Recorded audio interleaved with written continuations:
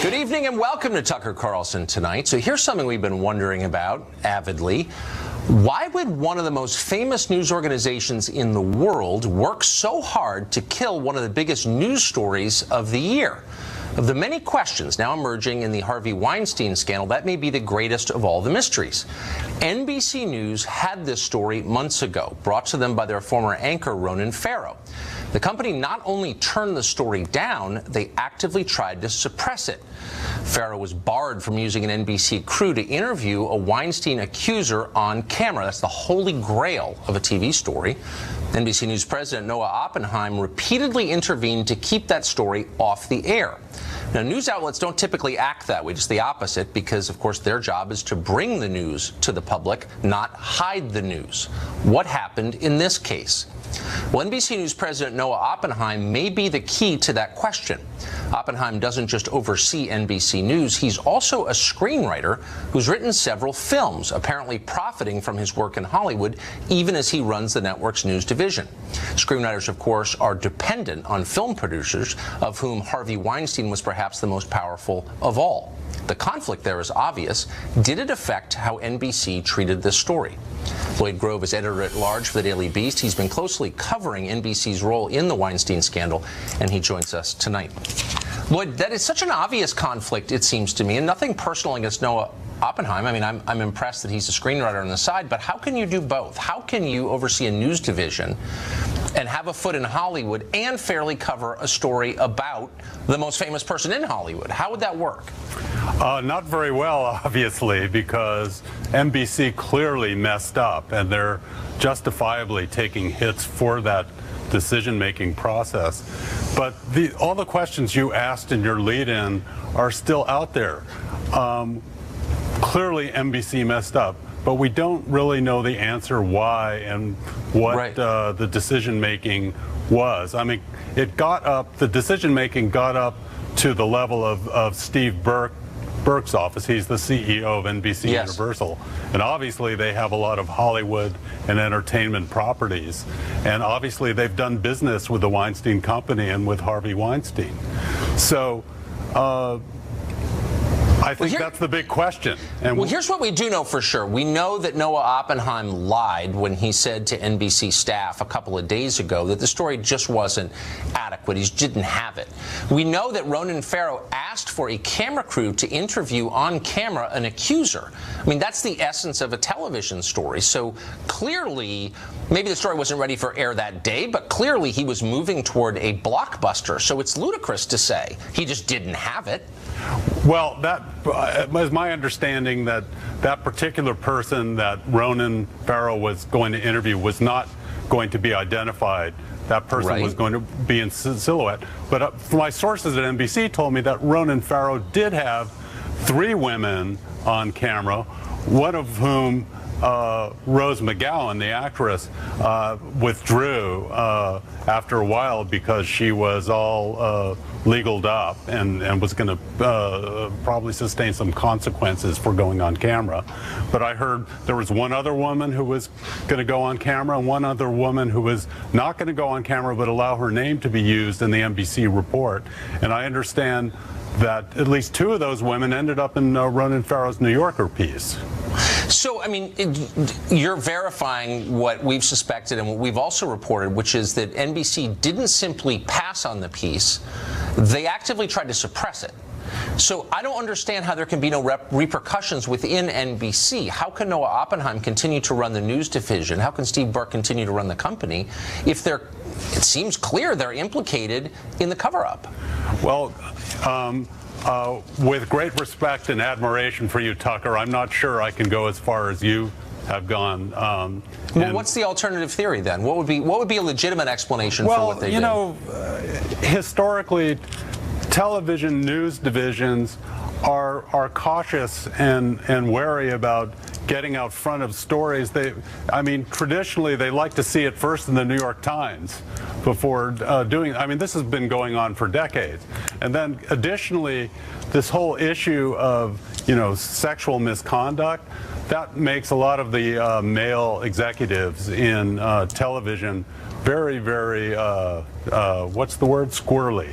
Well, I can see why, but they showed no such restraint when they leaked the Access Hollywood tape to the Washington Post. But I guess I mean, here's what's baffling to me. But that was a tape. That was I mean, that was. Well, here you had tape. You had tape of women saying I was abused and or raped by Harvey Weinstein, and NBC said no, you can't use our cameras to record those interviews. That's suppressing the story. Well, no. I don't know what else you call that. There was just factually, there was one interview.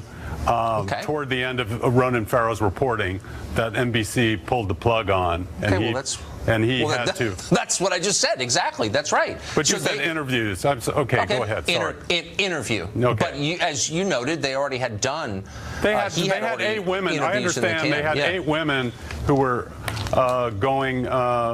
To on camera, some of them in silhouette, but 2 who were allowing their images and names to be used. Yeah. Well, here's one thing we can agree on: the state of their explanation is ludicrous. It's Ronan Farrow's fault. He just didn't nail the story down. We didn't have enough to go on. It's journalism, don't you know?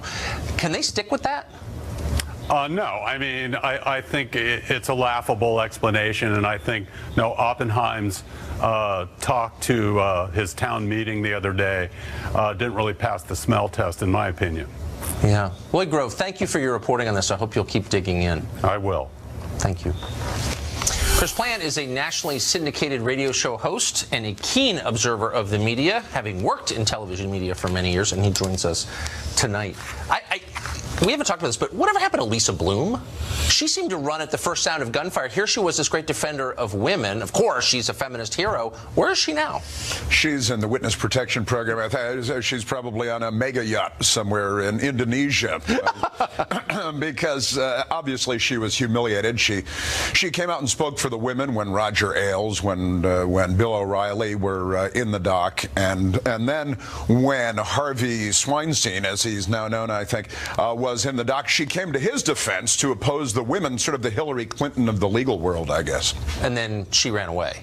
She ran away. It'd be interesting to have her on the show. I'd love to hear the state of her view on this now. So, but where's everyone else? Where are the late night hosts in this? Well, Jimmy Kimmel and the rest. I mean, it's not just the news media. It is the broader mass media that has worked to essentially smooth things over for Harvey Weinstein in this case.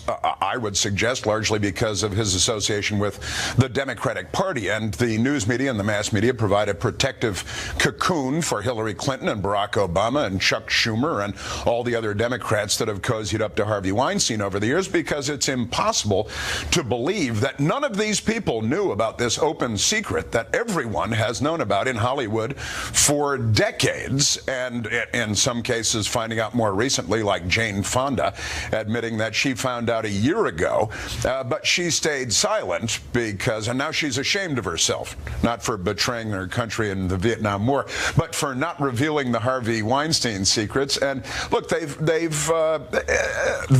have all known about it. It's been an open thing for years and years. All these people, you remember what a few years ago at Penn State, Joe Paterno and Jerry Sandusky, it was discovered that Jerry Sandusky was doing terrible things. It was suggested that Joe Paterno had been made aware of it years earlier. Yes. And that he didn't come out and speak clearly and in a loud voice about what he had heard in the way of murmurs. And it was declared that he was just as guilty as Jerry Sandusky, that his silence was complicity, that he was to some extent responsible for the assaults that Jerry Sandusky committed after Joe Paterno learned it. They tore down the bronze statue of Joe Paterno at Penn State like he was Saddam Hussein. For the crime of silence. And now we hear a different set of circumstances, but the same fact pattern.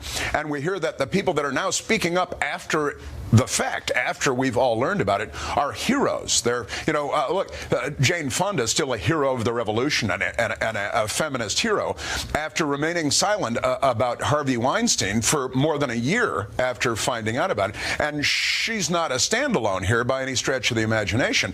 We've got producers, the studio heads. They made jokes about it on 30 Rock. They made, years ago, they made jokes about it at the at the Oscars. McFarlane Cohen, at the Oscars making jokes about it. Everybody knew what this guy was up to for years and years and years. But because of his party affiliation, Joe Paterno, a well-known conservative friend of George H.W. Bush, they lynched him. They crucified him because he didn't speak up. Now, all these Hollywood people, we learned, didn't speak up in virtually identical circumstances, and they're heroes. They're literally being described so as I heroes. think you've determined after 30 years in the news business that not all sex scandals are treated equally. I think that there are no two stories that are treated equally, and it's pretty easy to predict how these stories are going to go when they break. And you do with unfailing accuracy every day. Chris Plant, thank you. Thanks. More and more people coming out admitting they knew pretty much what Harvey Weinstein was up to and yet said nothing. Jane Fonda now says she's ashamed for not going public with what she knew before. Listen. I found out about Harvey about a year ago, and I'm ashamed that I didn't say anything right then. Why didn't you? You're so bold. I was not that bold because I guess it hadn't happened to me, and so I didn't feel it was my place. Why didn't you? You're so bold. You're such a good person. Ugh. Meanwhile, Hillary Clinton wishes people would stop talking about Harvey Weinstein, a major donor to her, and go after President Trump instead. At the same time, though, she says countless allegations against her husband are just old news. This kind of behavior cannot be tolerated anywhere, whether it's in entertainment, politics. Well, you know, after all, we have someone admitting to being a sexual assaulter in the Oval Office. And yet in your book, the three women brought onto stage by Trump attacking your husband, and you kind of dismissed them. Was that the right thing to do? Are you sure about that? More than kind of dismiss them. Tammy Bruce is undismissible. She's a radio show host, and she joins us tonight. Tammy, what do you? I mean, look, I don't. None of these. Hillary Clinton didn't sexually assault anybody. On the other hand, if you hold yourself up as a defender of all women, you probably ought to defend all women, shouldn't you? Yeah, you should. And this is what's a real tragedy for me as a feminist. The feminist movement clearly has been a fraud all these decades. We have a moment in time where these women, Jane Fonda, Donna Karan, Hillary Clinton, Helen Mirren, Emma Thompson, women who hold themselves up as feminists, were in fact distracting everyone with attacks on Donald Trump. And you heard Hillary Clinton say an admitted sexual assaulter. That is a lie. He never did, because he is not.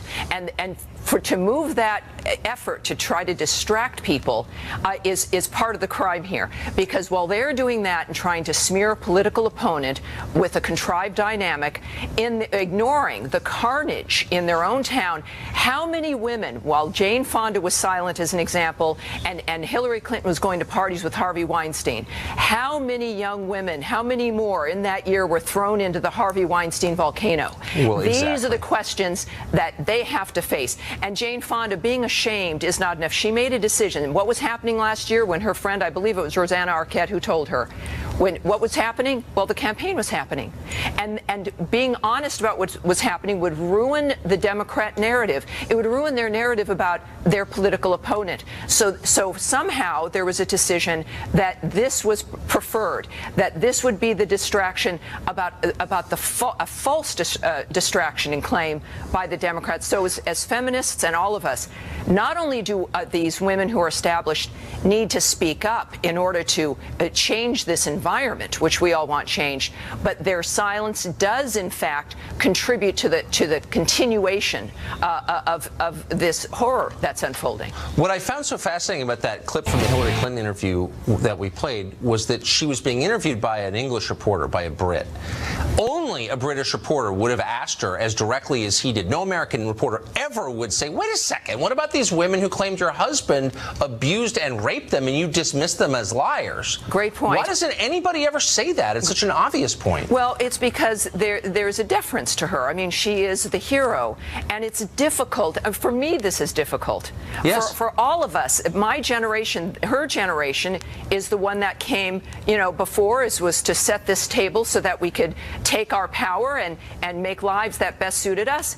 And here they are in the moment of need in the 21st century, while they're here and can make an impact, betraying us. And that becomes more of the issue. Now, you saw it with Christiane Amanpour, also with Jane Fonda, being very gentle, whereas at least Fonda admitted it. And the fact is that becomes part of the problem. When it comes to the huge Democrat donor and fundraiser of Harvey Weinstein, it does go beyond him, and it's all been a fraud of making people look at a shiny object, at Donald Trump, when in fact everything they were complaining about was happening in their own home. Yeah, in spades. Tammy Bruce, thank you for that summation. Thanks, Tucker. We've got more on Harvey Weinstein later in the show. The ex-mogul says he's gone into rehab to cure his sex addiction because really he's the victim here. He's suffering from a disease. How badly do you feel about that? We'll talk to a licensed therapist about it coming up. We'll also give you the latest on the Las Vegas massacre.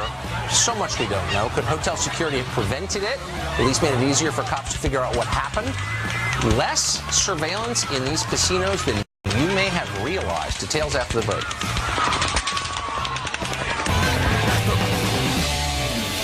The mystery at the heart of the Las Vegas shooting becomes more baffling, maybe more upsetting with every passing day. Today, Vegas police stood by their modified narrative of what happened at Mandalay Bay, even though the hotel itself disputes that timeline. 9:59 is important. It wasn't inaccurate when I provided it to you. The circumstances associated with it is inaccurate. Okay? I am very well aware of the MGM statement provided yesterday. I agree with their statement. We have determined that Mr. Campos had encountered the barricaded door adjacent to the suspect's door at approximately 21:59. When you culminate that timeline associated from the initial 21:59 to the 22:05 timeline that we're still stand by as the initial volley of fire, Mr. Campos received his wounds in close proximity to 22:05. Meanwhile, the FBI says the motive for Stephen Paddock's rampage is still unknown. John Sheehan is a former Las Vegas Metro Police Sergeant. He's a SWAT officer, and he joins us tonight. John, thanks a lot for coming on. You bet, Tucker. Good to be with you. Still confused by the timeline, but more than that, I'm confused by why the timeline has changed, and in significant ways, not in ways that you'd think that any reporter would be able to verify quickly. Why is that, do you think? Well, I think if you go back to the original statements just post-shooting, Tucker, it's important for any police administrator, anyone giving a statement, to say this is what we know at this time. And you got to remember that we were in the infancy stages of that investigation here in Vegas at that time. You've got to collate and pull in all those sources of information to create an overarching timeline of exactly what happened. Now, that's going to include CCTV from Mandalay Bay. It's going to include their radio traffic, which is digitally recorded. It's going to include handwritten and typed logs by their security officers. And as those bits of information come in, they're added into that timeline along with all the other witnesses, iPhones, wristwatches, and then you build that overarching timeline. And that's what takes, the extra time. Well, they changed it after about a week. It also took them over a week to verify when he checked into the hotel. Again, that seems like something your average PI could do immediately. Why would that be hard? I have no idea, and it could be he entered under an assumed name. It could be they only looked as far back as his last reservation and maybe should have gone back a little farther than that. It sounds like maybe he jumped rooms. That's even a little bit unclear at this point in time. That all goes to the shooter's methodology and maybe trying to confuse investigators and confuse hotel staff as to exactly where he was. That is all still up in the air right now as far as we know. I'm sure you know a lot of people involved in the investigation, and I would never impugn their motives or character. I bet they're, getting 4 hours of sleep, working as hard as they possibly can. But from our perspective, just as Americans watching, it seems disorganized. It really does, at least in the way they're communicating. Well, I think you've got a glitch in the communication where it should have been articulated maybe better when there was that 6-minute gap. And I thought Sheriff Lombardo did an excellent job today of trying to clarify that. Now, the point is over these last 48 hours, is that when the clarification came into effect, Tucker? We don't know that. Right. If I were the investigator, I wouldn't have interviewed Mr. Campos just once. I would have interviewed him several times and maybe even done a walkthrough interview of him on the floor to say, you did this at this time, and then what happened, and where did you go, and then try to time it out. As the days go on and it maybe becomes a little more clear and he's not so worked up over the incident and the trauma is farther and farther back, those items might become a little clearer. That's a possibility too. So I think we have to kind of go with what the witness statement was and use that as a clarification point here. All right. John, thanks for joining us tonight. Appreciate it. Sure. You bet, Tucker. One reason investigators are having trouble with the timeline, pinning it down precisely, is while the Mandalay Bay Hotel has a lot of cameras watching the casino floor, it turns out there aren't many in the hallways and probably none in the hotel rooms. Is that part of the problem? Brian Claypool is a lawyer. He was also an eyewitness to the Vegas attack. He was physically there, and he joins us tonight. Brian, give us just a recap of where you were when this happened. Yeah, Tucker, I was sitting in what's called the VIP section. It was the Neon Lounge. I was actually in the front row, so my seats were actually exposed to the shooter. Initially heard some sound like firecrackers. I looked up in the sky. I didn't see any lights or anything, so I got worried. I stared at Jason Aldean. He was singing. He kind of paused during his song. I got worried. I was staring right at him for a signal.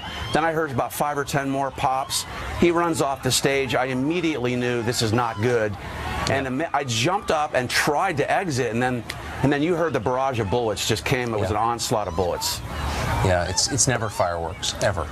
So you have, obviously more interest in this than the average person since you were literally fired upon. Tell me if you can clarify this. There are reports today that Paddock was in a freight elevator at least once in the hotel. Is that true? Is it normal for guests to find their way into freight elevators? And why are there no cameras in freight elevators? I thought there were always cameras in elevators. Yeah, Tucker, you're raising a great point. It's absolutely not protocol for casino owners to allow guests to use service freight elevators. Let me make one thing clear, too, because I'm a survivor. I'm going to be representing some people in a case against the Mandalay Bay. And I will tell you, Tucker, everybody across this country has a personal stake in getting to the truth of the matter here. Why don't we have any transparency from the Mandalay Bay and MGM? You made a great point a few minutes ago. Where's the surveillance video of Paddock in the service freight elevator? Why don't we take a look at that? What was he carrying, for example, in that freight elevator? Why weren't there cameras in the hallway? Again, this is Las Vegas, not Pittsburgh or Domain, Iowa. This is a town where a lot of things happen in hallways and elevators. So, and then you have the issue. Well, wait, can I just answer your question? May I just answer your question? I mean, with respect, I think part of the reason they haven't released the video is because they're terrified of lawyers like you, because you're suing them and they don't want to release the video. Don't you think? Honestly. Yeah, but Tucker, if the truth of the matter is that Campos was shot upon just before Paddock starts shooting out to where I was sitting, if that information benefits the MGM, then why not release the digital record, the timestamp of that phone call that he makes down there? Why not, for example, release cell phone records? Why not, for example, here's another point. Why not release the dispatch? In other words, Mandalay Bay security gets the call from Campos. What does the Mandalay Bay do? That's going to be at the thrust of the lawsuit. So really quick, call their... Right. No, those are all fair questions, but I just want to know if, as a factual matter, do you know if the hotel has given over all of its surveillance video to investigators? That I don't know. But what we will do, well, I'm sure they had to. I'm sure the investigators come in. They've got to cooperate in the investigation and turn it over. We will send what's called a preservation of evidence letter, which means you better keep all of that video surveillance and all the audio dispatch for the litigation. Right. Brian, thanks for joining us tonight. You bet. Thanks for having me, Tucker. Players are still protesting the national anthem at NFL games, and people who are unhappy about that are called bigots for some reason. Up next, we'll ask how respecting our nation's symbols became a racial issue when it's not inherently. Stay tuned. During the national anthem continue in the National Football League, and they've even made appearances at other levels of football and in other sports. The protests are supposedly over issues of racial injustice, yet the target isn't any alleged perpetrators of that injustice. Instead, the protesting players are targeting the flag of the United States and the anthem, symbols that exist to unite this country, not divide it. Why have racial politics been allowed to intrude upon, in fact, define this debate and sully symbols of American unity? Ethan Behrman is a radio host in California, and he joins us tonight. Ethan, thanks for coming on. Thanks, Tucker. So, look, there are a couple different ways to debate this. I'm offended by people attacking our national symbols. I think it's divisive. But, you know, I wouldn't make it illegal. What I'm confused by is why this is a racial issue. I don't see it as inherently one, and it seems to make it even more divisive when people on the left describe this as, you know, anyone who's criticizing it is somehow criticizing an entire racial group. That doesn't seem true to me. Well, it's a racial issue because it's racial oppression is what we're talking about. I don't even like the word race, but we're talking about ethnic oppression of black people in the United States that goes back for an extended period of time. I don't have to repeat the history for you. You're a well-educated man, Tucker. Right. So, but that's what they're bringing attention to, is the ongoing systemic oppression, and they're using the platform given to them, and they're doing it in a way like many have throughout human history that might be offensive to some, but it's to draw the attention to the problem and get that focus from everybody. Okay, yeah, I mean, it's hard, leaving aside the efficacy, I mean, it's hard to believe this is going to bring any justice to anyone ever, improve the life of anyone. Will you at least concede it's a little weird coming from the NFL, which is 70% African American, and where the average salary is almost $2 million? This must be the least oppressed group of people in human history. I mean, you at least admit that, right?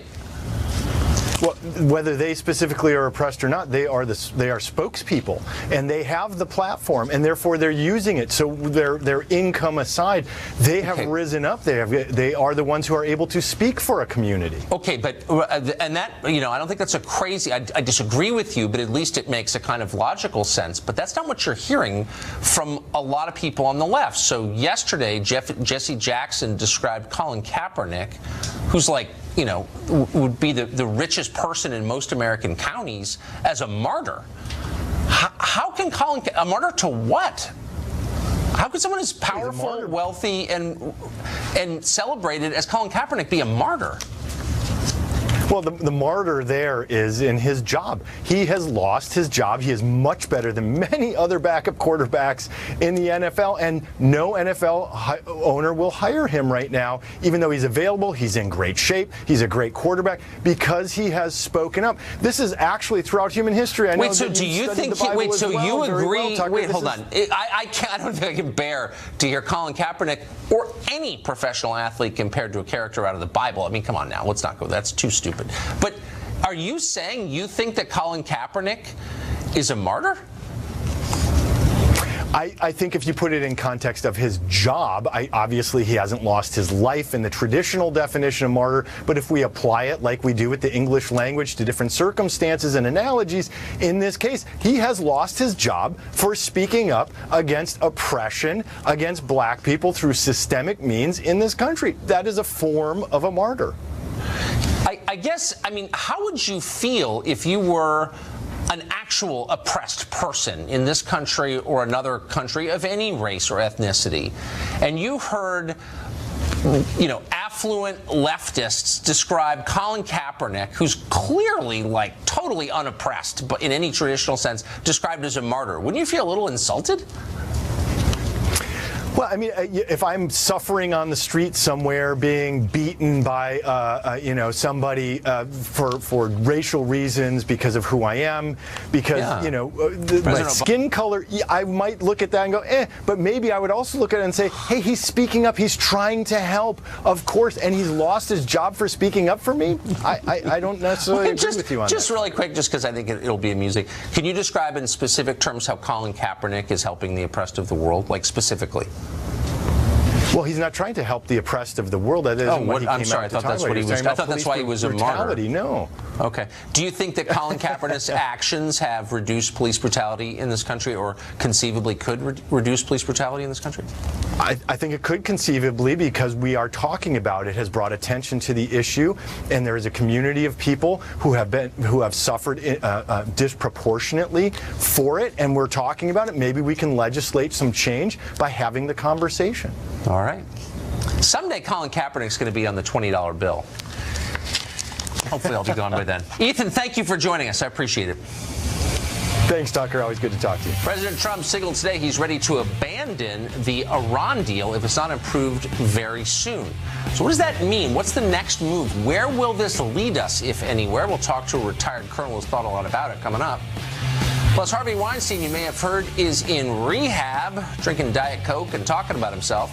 Is he there to fix his problems, or is it damage control with the benefit of room service? We'll talk to a psychotherapist about it coming up. President Obama's Iran deal seems to be on the brink of death. Today, President Trump announced his administration believes Iran is violating that deal. He says he'll cancel it outright if Congress doesn't strengthen it. I am directing my administration to work closely with Congress and our allies to address the deal's many serious flaws so that the Iranian regime can never threaten the world with nuclear weapons. In the event we are not able to reach a solution working with Congress and our allies, then the agreement will be terminated. Doug McGregor is a retired colonel. He's now executive vice president at Burke McGregor Group. He's the author of the book Margin of Victory: 5 Battles That Changed the Face of Modern War.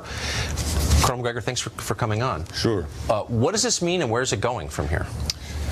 Look, this is a very curious case. I haven't figured out how we benefit from decertifying the Iranian agreement and then potentially sliding into a conflict with Iran. Because if we decertify Iran, the Senate will probably pass sanctions. Sanctions will be treated as an act of war by Iran. The Iranians will then say we have no further incentive to cooperate. They will double down on building nuclear warheads. They will probably get assistance this time from the Russians. We will inevitably collide with them militarily somewhere in the Gulf, in the Indian Ocean, or on the ground, where we have very light, vulnerable forces right now in Iraq. And Iraq is effectively an Iranian ally. It's a Shiite Arab state. Right. So you put all of this together and you have to ask yourself, what are we doing? How does this make sense? How do we benefit from this? Because we don't want a wider war. And clearly candidate Trump made it very clear that he did not want to widen any wars. He wanted to gradually disengage. So what would be the point of this then? How did this happen? I don't understand it. It doesn't make any sense strategically. The timing is terrible. Our forces are spread very thinly around the globe. We have very light forces on the ground, entirely dependent upon air power for survival.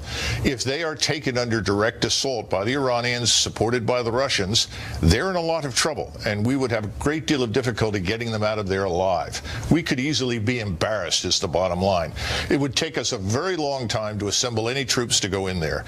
And the notion that somehow or another with bombing or missiles we are going to subjugate Iran or bring it around is simple nonsense, because they will be backed by Russia. So those strategies have no chance of success. I wish, frankly speaking, that we would back away and rethink this whole thing, because I think the timing is terrible. This is not the time to do anything like this. And frankly, the Iranians are not going to renegotiate this thing. It took a long time to get it. Plus, our allies, our friends, everyone else in the world does not see Iran in the same light as we do in Washington, or as Israel does. They see the Sunni Arabs and the Sunni Turks, the Islamists in Ankara, the Islamists in Saudi Arabia and in the Middle East, as far, far more dangerous and hostile to Christians and Jews in the West than Iran. Yeah, well, look at the body count. It proves that point. Yes. Colonel, thanks for joining us. I appreciate it. Okay. Harvey Weinstein wants to assure you that he is the victim here. Not evil, he's sick. And that should make you feel bad for him. He's now at a luxury rehab facility. Is it legitimate or a standard Hollywood ploy to divert attention? We'll talk to a psychotherapist about all of that coming up. divert attention. We'll talk to a psychotherapist about all of that coming up.